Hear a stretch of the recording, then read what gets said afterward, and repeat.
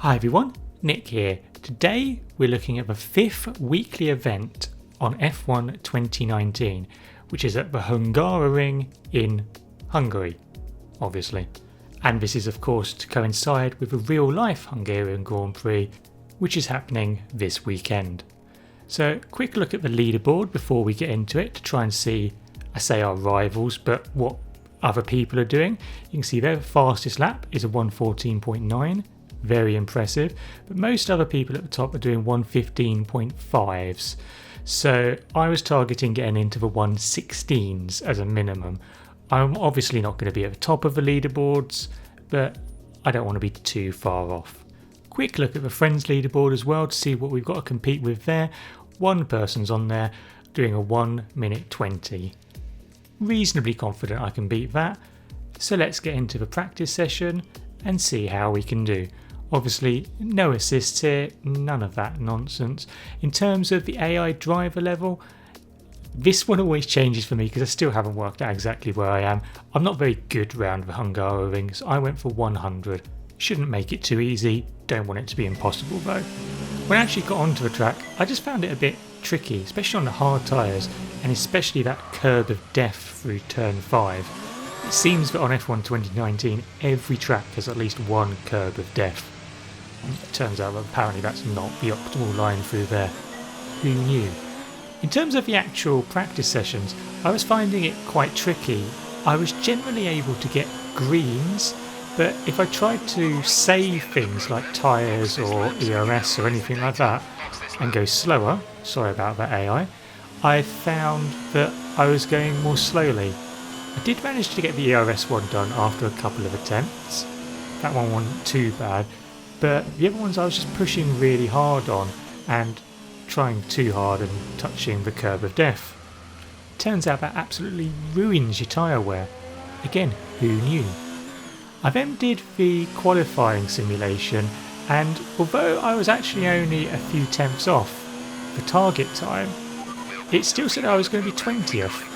I'm not sure what kind of grid they think where 1st and 20th are separated by 3 tenths. It's like the closest thing ever, but hey ho. So we got 350 competition points out of that. Only one we didn't get any points on was qualifying pace. Not too bad. So into qualifying, and was our qualifying pace in real life any good? Well, it helps if you don't accidentally run wide through turn 3 and invalidate your lap. And my first one, although obviously it says I'm 11 seconds up on the right hand side, it was still pretty rubbish and I didn't even manage to get into the 1:17s. As I was aiming for 1:16s, that wasn't great. I did another flying lap and that was better again, but it was a 1:17.2, still not quite on my target, but I still felt there was some time to gain. So let's wind it up through the last corner and go for a lap around the Hungaroring. So down the pit straight, we're going to keep it in 7th gear, so we get a bit better braking. Brake just after 100 metre board, down into 3rd, try and get the car turned as quickly as possible, accelerate out of the corner, a little bit wider on the exit than I'd like to be there, brake around 50 metres for turn 2, down into 3rd and be a bit patient, and then ease the throttle on and then go. Through turn 3, flat easily, turn 4 is blind and this is quite tricky, blip down to 6th gear and then go in. That's not too bad, could probably have gone a little bit wider. In turn 4, don't touch the curb of death on the inside. Through the chicane, just before the 50 metres, I don't go through here particularly well in general. That one was fairly smooth, didn't get unsettled. Through here, you try and make sure you just don't push it too much, you have to be patient. This corner's absolutely flat. This one you just need a tap of the brakes. Could have hit the apex a little bit better, but it's not too bad. We're actually a 10th down on our previous best, so we're going to try and see if we can get a really good sector 3. Through the penultimate corner, again another one of these long corners where you just got to wait and wait and wait and then accelerate out. We're a fraction up on our previous best. Going through the final corner, we kept it really tight and we've actually managed to gain a tenth or so. We're gaining, and we've done a 1:17.096. Not quite in those 1:16s yet, which is slightly annoying, but in the end was the best that I could do. Still, it was 765th on the leaderboard, top 7%, that's not too bad for a track that I think I'm pretty weak on. And unfortunately, when I actually went to go and do the race this time, I only had 3 actual real human opponents. So shout outs to Scorpion, Wolfire and DK Genius Guy. I'm assuming that's Denmark rather than Donkey Kong, but you never know. Shout outs to you guys for actually trying. Now, the race itself was very grey and overcast, and you can see from the weather forecast that at least half of the race is supposed to be intermediate conditions. So I decided to start on the medium tyres to give myself the maximum possible range. So, the race itself, we're starting on pole, great. Can we get a good getaway? That's not too bad. Little bit of wheel spin, but we've done better than the cars behind us. They're all on soft as well, so that's really good. Turn 1, we give a little bit of room on the apex, just in case someone tries anything. But it turns out that our closest competitors at this point are actually AI cars, so my fellow humans haven't had a great start, unfortunately. I don't have a particularly great first lap though, because I'm on the medium tyres, and as you can see, it's really overcast here. Grip is not particularly high, so I'm going to be quite cautious. As well as that, I know that it would be very easy for me to just spin at some point on this lap, and then if I spin and then have to try and fight my way through 16 AI cars, that's just going to be an absolute nightmare. I don't want to be doing that. So we're going to try and take it reasonably cautiously, but also aware that all the cars behind me, and I mean literally all of them, are on soft tyres compared to my medium tyres. So at this point in the race, they should have an advantage. However, as the race progresses, I should have an advantage when their tyres wear off. And it could be that they have to pit twice and I only have to pit once if mine can last until the rain starts. So, end of lap 1, and we've got a 1 second lead or so, 8 tenths actually, over the car behind.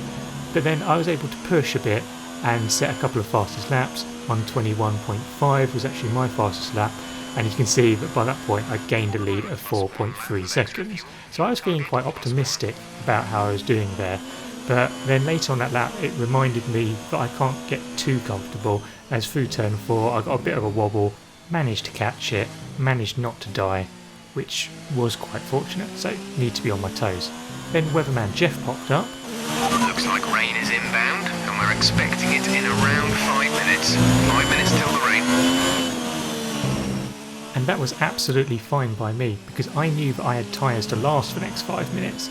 The cars behind me probably didn't. And when the rain actually came, on lap 9, I had already started to eke out a really good advantage on the cars behind me. We're about to finish the first sector there, across the line, 4 tenths off our personal best. That's fine, but you can see that the car behind, Wolfire, still hasn't actually crossed that sector 1 line, and he's not going to for a little while, so there you go, 10.5 seconds. So I was in a pretty good comfortable position. Their tyres were going to be dying even more, mine were still fine. Obviously the track was getting slipperier, but it wasn't anything to do with my tyres. Now by lap 11 it had started to get very wet. One of the cars behind me had now pitted for inters. Wolfire behind me had seemingly pitted for mediums, which I'm guessing he made a mistake doing that, but I was struggling on the mediums and knew this had to be my lap to come into the pits. And as you can see, I'm just running wide there, unable to use the same gears that I was going through some of those corners, just don't have the grip. So I decided I'm definitely going to pit at the end of this lap. And because I had such a comfortable lead to the cars behind, and you can see that I'm 34.2 seconds ahead of the car behind, there's no need for me to push on my own lap. I just want to get into the pits, get those intermediate tyres on, no messing around, and then just get on with the rest of my race. We've only got 7 odd laps left anyway. So, into the pit lane. I hadn't actually practiced going into the pit lane, and I had pit assist switched off, so didn't really know where to brake or anything like that, so we went a bit early and then accelerated and then put pit assist on. Need more practice with that.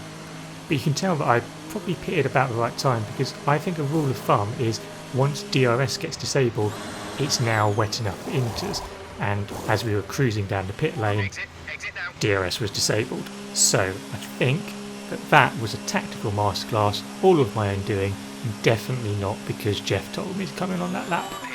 screw you Jeff, you know nothing.